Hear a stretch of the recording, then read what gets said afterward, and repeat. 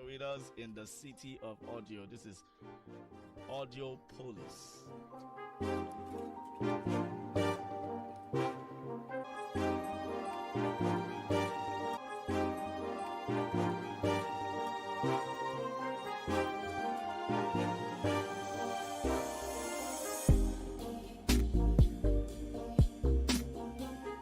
Here with us.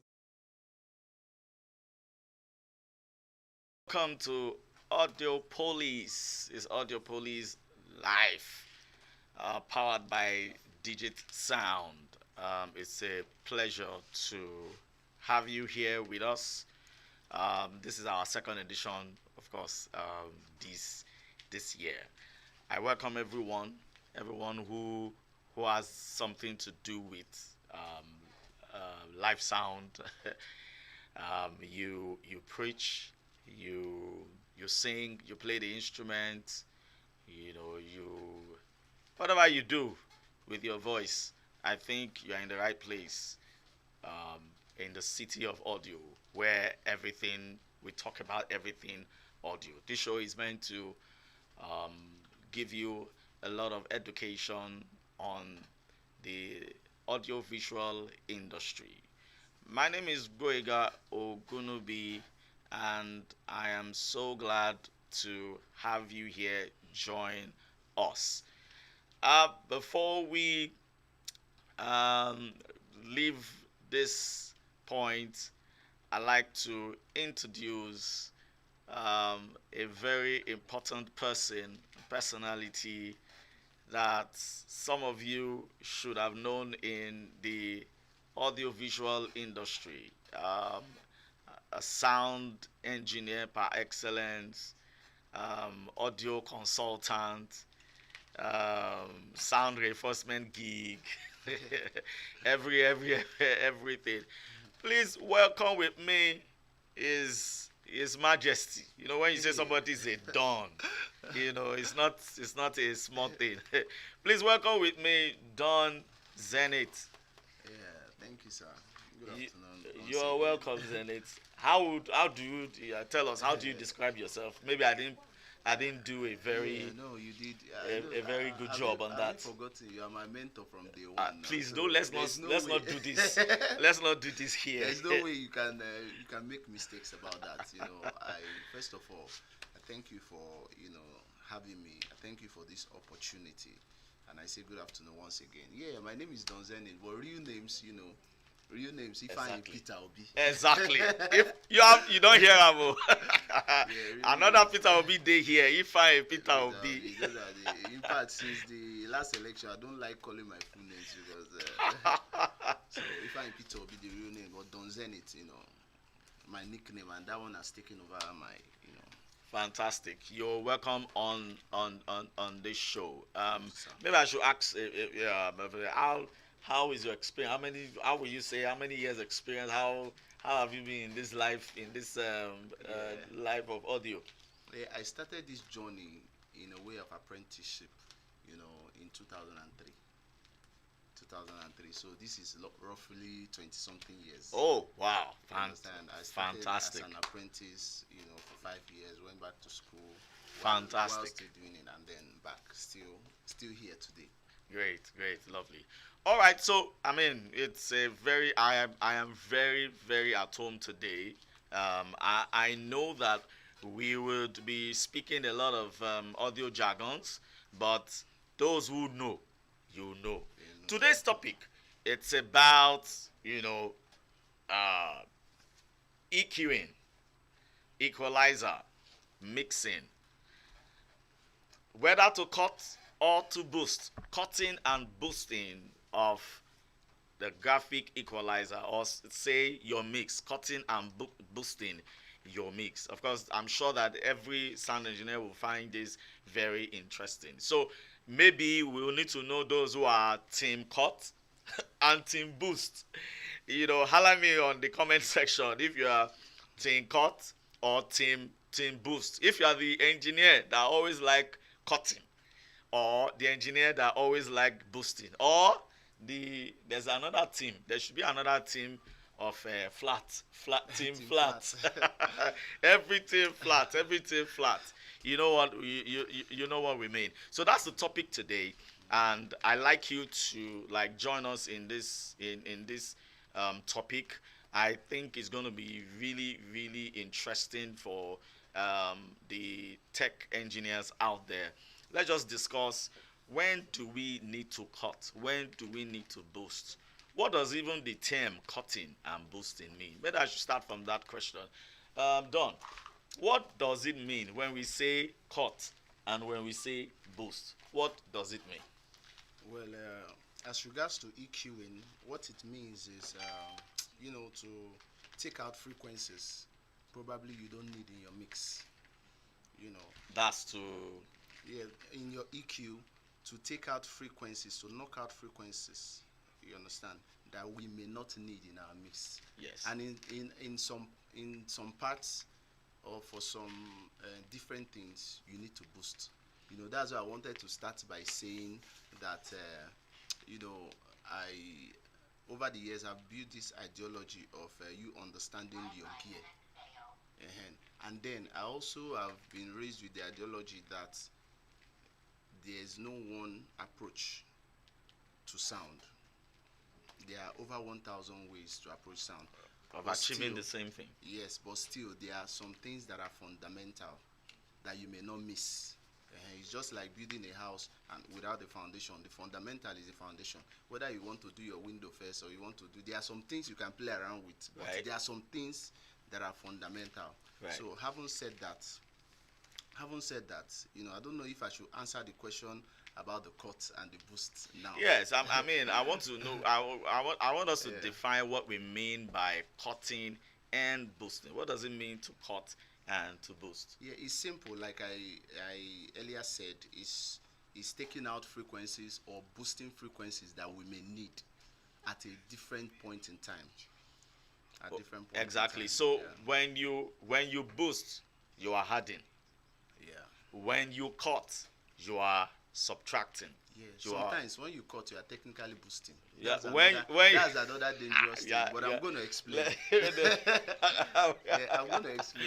we are going to deal with ourselves on that matter. So, but for the layman, in sound, when you cut, you are like taking away. You're like, okay, so let me explain it like this. You have an EQ equalizer. You know our EQ, sound EQs come generally standard EQ run from 20 hertz to 20 kilowatts. kilohertz. In fact, there are some frequencies that the human ear cannot even hear. Below 20. You can only feel it. Feel it. Another episode we will deal with this frequency response. But I know that talking about cutting and boosting, we cannot escape the place of frequencies, Yeah. of which we will definitely deal with. What you call flat. So Don, please just turn it, and then I want them to like, can you zoom into this and just look at it and say that looks like flat. That this is flat, right? So you look at it. This is flat, right? Just at the middle, for those you know at the middle. So that's flat. And so when you turn up, you're talking about boosting, and then when you turn down, you're talking about cutting. Let's just at least appreciate that for now. All right. So let's go back. At what instance do you need to cut? I'm not talking about boosting now. Yeah. At what instance? What are the situations necessary for us to cut? At what point? They are like I earlier said. It's always important to understand your tool. Once you understand it, then knowing what to do with it becomes easy. Yeah, but when I do cuts, majorly is when I want to tune my PA. Not only my PA. That's why I said understanding the tool. Sometimes when I EQ my microphones, I cut out some harsh frequencies. Most times I cut out hard frequencies because the way your microphones interact with the PA system and even the room is different. Right. most times. So in some rooms, you may not need to do any cutting much, but in some rooms you need to cut so that everything is gonna be in harmony, the PA. So I used to start from tuning my PA, and most at times when I tune my PA, I cut off frequencies that's energies in the room, like the old radio frequencies that are always there to make sure that you don't sound crispy. You understand? I cut them out, and then most times, for rare occasions, I boost the high. You understand? It depends on how the PA is talking to me, interpreting the room. Exactly. Do you understand? That is why it is called live sound. Yeah. There are no two. There are no two space that requires the same kind of EQing. No two space. So those days, we usually look at some very high engineers who go and look at their curve where they are mixing and copy it. And copy it and say, this is the curve I'm going to. Yes, I used to write out the frequencies. Me, I'm a sharp guy. I'll be writing out the frequency, low frequency, 14. I mean, I'll take in the curves and go and try it, and then it will be a mess, because you are using that in a different space. You see, for instance, in a space that we are in, if everybody is quiet, there are some certain frequencies within the 20 kilohertz, 20 hertz and 20 kilohertz that will just be playing. They will be like high in the meter. It tells you that these are static frequencies around the room that you need to really deal with, and that's what is talking about. Yeah, so when you turn on your RTA, sometimes if you're very smart, you're going to see some of those frequencies. Yes. See on your EQ. I mean, some of the apps right now that allows you, just on your phone, you get to a venue, frequency analyzer. You get to your venue, and then you just put it on. It helps you, or without any sound, just helps you know, okay, the frequency prevailing in this particular space. And when you are tuning your PA, you will need to address those frequencies, and drop them. Just address them, and most often those frequencies you will need to cut them. Yeah, most times you will need to cut them in order so that you don't give them prominence in what in your mix. Okay, so let's go back to boost. At what instance do you have to boost? Yeah, I boost when I'm tuning my inputs. When every input have, I play. I like. I play around with the RTA so much, because when you set up a drum mic now and hit the drum mic, if you pay attention, especially for consoles of these days, you realize the frequency where the tom is hitting. Right. Then sometimes you just need to boost it a little to just give you that tone. Right. That's toning now. Maybe you want to tone your instrument. So when I mix my inputs, majorly my inputs, especially drums, percussions, yeah, I have to boost that particular frequency, because the layman call it tone. It is frequency. It's frequency. So it's showing you where the tom 1 is, where it has the most prominence, the most energy. Then you can boost. I boost at maybe around 3 decibels, and then I do the normal cutting that I want to do, and all that. So that's the instance where I used to boost. Right. Yeah, I mean, yes, and I can't agree less with you, but I will need to stay with the team cut. So whether on the output mix or on the input mix, they either leave it flat or leave it cut, for the benefit, so that this discussion can really done his team boost. Me, no, not really. I'm not. I am team Me. understand. I am actually team understand your gear and know the best ways. I can tell you that some engineer, once they never boost, never right. It's not me. It's about understanding. It's actually about understanding the gear. Like, for example, now, this different PA responds differently, especially when it comes to sub. There are some sub, if you leave it at flat and just do your low pass, low pass, they won't give you the punch. Some of them, you are good to go. Yes. I don't want to start calling the names of product, because they will not give us any money. You understand? You understand? But I would have called some product Don't that worry, as once we you do a low cut, yeah, I know they'll give us money very soon. yeah, as we go on, I'm sure that we would, Yeah, if you yeah. want to They'll partner pay with for us, adverts. Let them pay for. I will not give anybody free adverts. we would So when you do low, there are some products when you just do a you know a cut, you know, and you get your punch. But there are some you need to look for the punch of right, the low. right, So it's not as if you are boosting all the frequencies. right. You are just if you understand what I'm saying, maybe you see my work, you realize that sometimes it's just a little boost here. Is that means I understand? Probably I understand what I'm doing. Is that I understand what you're saying. There are these engineers that just everything they see they boost. They can boost mid self. They boost. I mean, I have seen some engineers feel that until you have a boost on something like a frequency of like 80 hertz, for you will never feel. There are others that on your sub mix or even on your kick mix, you will discover that even those frequencies, those low frequencies, are not even boosted yet.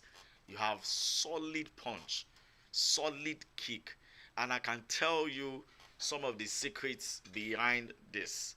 We are going to be going on a short break, but after that break, we will be exposing some of these tips and tricks. I trust that, I mean, this show will not end until, Don gives us some few tips and tricks, on just having that mix, that thing that you really want to hear, without causing your system serious danger. I think it's a good time to go on a short break and allow our sponsors some hands. We'll be back soon.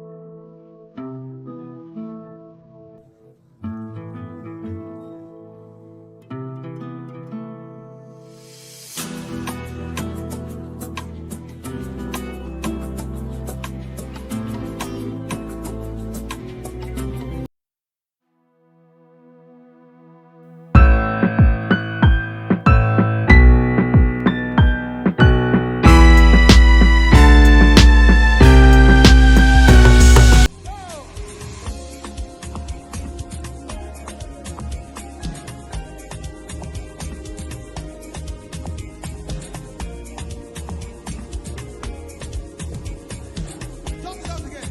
One more time. One, two, three.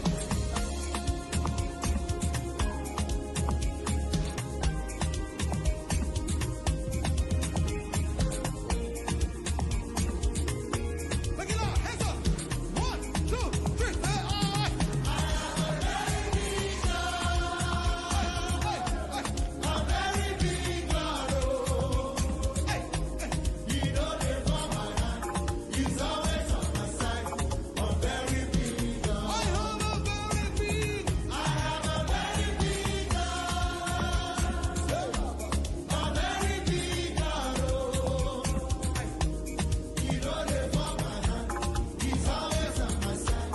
a very big. How is it now?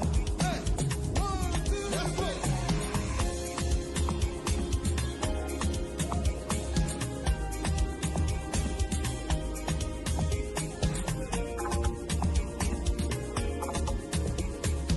One more time. Everybody. One, two, three.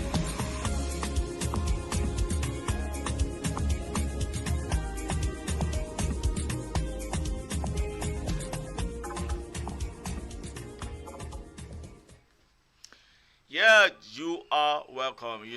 On this show, you should be hearing some very good sound. Welcome back to Audiopolis. Yeah, this show is to give you some information, some education. on things about the audiovisual industry. And of course, I have my, really great friend with me here, engineer Don Zenith, right? And we're talking about, the cutting, when to cut and when to boost on your EQ, which of course affects your mix. We've been talking about the need, when do you boost and when do you cut. We're talking about those who are team cut and team boost. And like I said, if you are that team cut, just put it on the comment section there. You are team boost, put it there. And if you have team two of them. yeah, of course, My people. yes, so Team two of them. Team please, we would like to have your comments. Have live situations where you really needed to cut, and for those who copy and paste, you copy mix from people and you carry it to. I don't know. Wait till you gain. You understand? Okay, so welcome back. Welcome, Zenith. I was saying that now we will begin to look at, those scenarios that allows you to technically see what to do when you are not hearing what you want to hear, right? Whatever, as sound engineers, there is just no how you can be good without understanding frequencies, without understanding it. So I would like Zenith quickly tell us this band, this 20 hertz to 20k hertz. I understand that it's divided into four. Can you just give us those ranges within those four families? Yeah, four is still basic. It's more than four though, but let's just stick with the four. Well, fundamentally there are three. The high, mid, and low, mid, and high. So but now it has been. We used to break it down to low, mid, high, mid, high. You understand? Right. And you can further, you can keep breaking. So breaking. Prof is saying that it's not more than four. Yeah, spread it. Let us know. So that's it. Otoni, You know what also to know the one that have been splitted into and then understanding your crossing over now, that that your 20 hertz to around 100 is the low, 100 to around 500 low mid, 500 to around the 3k to 20 kilohertz is your high. Exactly. We really need to know this thing, because some people feel that they know it, and somebody's telling you, cut my low mid, and then you go and cut 4k because he caught the low mid in a co-hotel last time. Okay, okay, sure, I understand what you're saying. Okay. You don't cut my low mid, and then so that's why you need to really understand how and the information are out there. How the graphics, how the EQ is really graded. It's important you understand how each of these frequencies sounds. I know that on this City of Audio we will deal so much about frequencies. We will not escape it. Frequencies. Exactly. I said it one day, wanted to cause a while. I said all we do is frequency. Everything we are doing is around the spectrum. One of the things that we need to the right tool, you will do less of cutting or less of boosting. Once your PA, you have chosen the right tool, the right microphones, the right the right input devices for what you want to use, you will definitely do less of this cutting and boosting.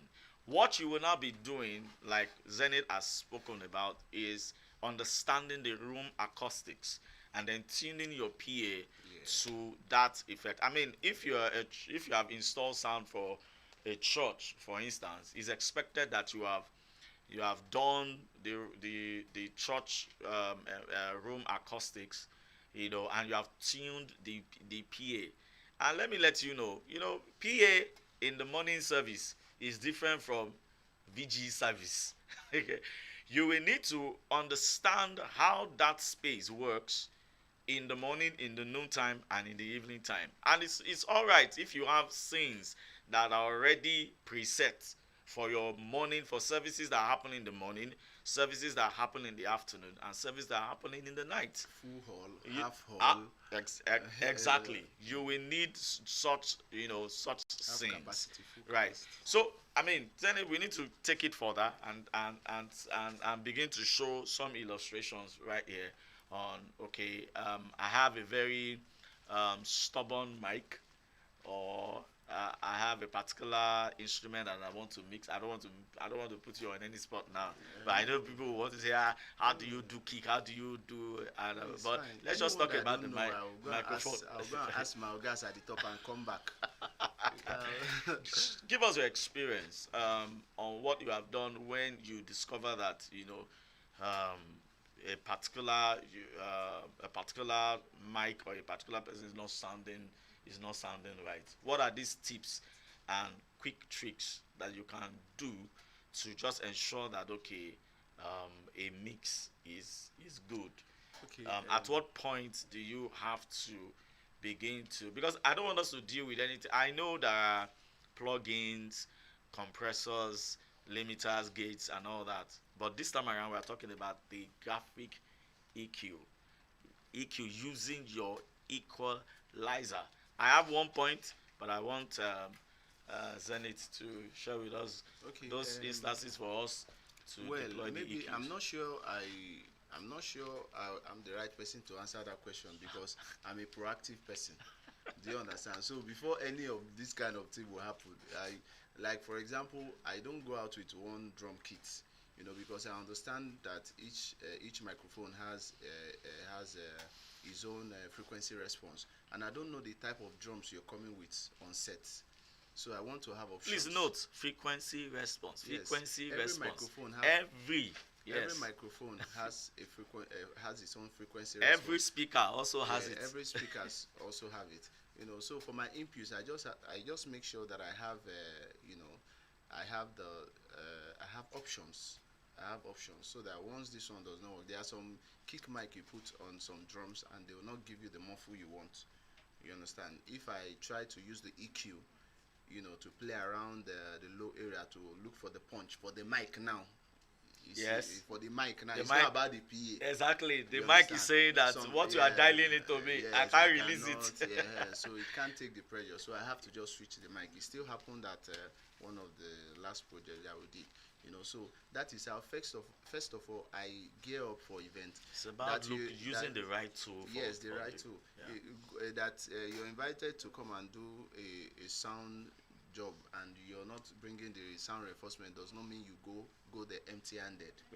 Right. You go with some things that will help you first. That's first. Then second, let's say you have done all you can hand, then you now go back to your EQ and see what you can salvage from there. Me, I don't like thinking about it. You understand? I don't like working with I don't like managed work. Right. So that's why I said I'm not sure I'm the best person to answer that question. I don't know how to help you. I'm sorry. So you can't sit in an event and then the sound is just one kind. You just manage what you are hearing, or you walk up as to the sound engineer. No, I mean as a sound engineer, it's not your show. Okay. But you are just observing. I say, I wish I could go and help this person. It's because I'm in front of the cameras now. The truth is that I'll never walk up to you. I'll never.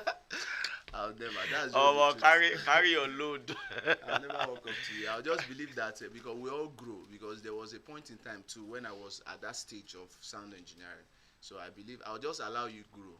That's what I'll do. Absolutely. I think we need to turn our attention to how what do you hear to make you cut? What do you hear to make you boast? Harsh frequencies. Yeah, so this frequency you need to really show us. Maybe we need to just be telling me so that I can be telling you what does it mean? What does harsh frequency mean? Is there a particular band? Yeah, for example, like I said, I can only give you, I can just speculate, but it is the room that interprets it. Right. You understand? So I can say, okay, when I'm mixing a Shaw QLSD mic, I can say I used to cut somewhere around. First of all, I used to do my low cut to maybe 150 or thereabout. It depends if it's speech, if it's singing. For singing, I do up to 200. For the short QLSD. I When do you up say to 200, I the cut people when they 200 hear hats. you. I cut up to 200 hats, for the low end, and then I still cut between I just still cut between 200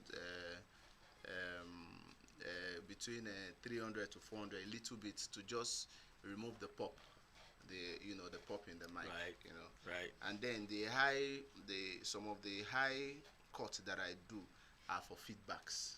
You understand? Some things that these energies in the room do is to cause feedback. Right, You understand? exactly. Apart from making your mix. There's on nowhere crisp. the frequencies are going, You so they understand? must. So I do those ones for feedback, purposes. So there is no particular frequency. Allow the room. That's why I said understand your gear. You will not be any team. You will be team everybody. You understand? It's the room and the PA system, and then your inputs. You are using your EQ to harmonize everybody. Right. Right. You put right. everybody in check. So Right. it is all these guys. For example, now I EQ this Shure mic is sounding better. Once I plug Chukwuemeka mic, I need to start from my brother Chukwuemeka from Alaba. I have to change the entire EQ.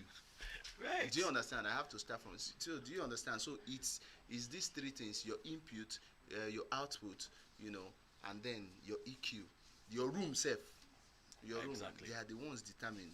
I don't like theory. Just go and cut one. No, I'll use, like, for example, if I want to deal with feedback now, I'll use my frequency analyzer. I want to get the right frequency. So the person on the board is telling me so frequency. I'm checking, I'm confirming it, so that I know that I don't have to deal with it again. Exactly. I don't like theory. You- I'm a technical you- person to the core. What Guess what what? he has just explained is what is called ringing. You need to. And what are we ringing? Harsh frequencies, stubborn frequencies. Let me give you this for free. I know that all my Lagbo people will come from me. Those who cut it. There's no way to have 25, 31. It's not necessary in the mix. Voice, take it away. Once you begin to hear Except human you are, voice, that's what I'm pillars. saying, Except you are the pillars. The guy even singing that, bass. even the bass. When you look at it very well, you will discover that is based on the signal is coming around maybe from 80 or thereabouts, or 100. yes. That's those who want to really deal with it I agree on with the you, sir. So I mean, on normal, this you really don't need it. Once you begin to hear the human voice on the sub, but you are looking for trouble already. So Hype men will I come mean, for you. I'm going to go. I mean, I know. Koki dada. Put me on the sub, and then you're Put me on the messing, sub. and then you're messing up with the frequencies in the sub. The things that are supposed to be coming from the sub, you're They're modeling already it being up. disturbed. Being disturbed. Oh my God. They think it's infinity. They think every. That's another thing I want to explain to sound engineer. All frequencies are not infinity. They have capacity they can take. You understand? Right. Because the spectrum now is representing your speaker. Yes, exactly. That's You what it understand? means. So every frequency have the capacity. It is not infinity, brother. It has the capacity it can take for that your PA system. That is why you start distorting. Exactly. You cannot just keep on pushing and pushing. So you don't put you know. everything on the low end and expect to have a clean low end. No. Microphone doing. Come for me if you want to come for me. I mean, coming for me. There is nothing that your microphone is doing in the low end. And, I mean, these are the tips and tricks. Time is not always our friend. We like to keep the show as short as precise, so that you can take something with you. Like I said, we're not just talking about sound engineers here. Pastors, ministers, singers. You need to understand how frequency. Do you really know, as a singer, do you know your frequency response? Do you know your sweet spot that you can tell, the sound engineer, dial this for me, and then he does it, and then you're good to go. As a minister, do you know how you ought to sound? This is live sound. It's not just plug and play, leave it there, let it be doing what it needs. No, you will need to tweak things in order for you to sound better and the people hearing you are able to appreciate you. This is where we're going to pull the plug and maybe mute the mic for today's episode on Audiopolis. I've been blessed by having my friend and brother Don Zenith with me Yes, here boss. today. Thank you so much. We're still going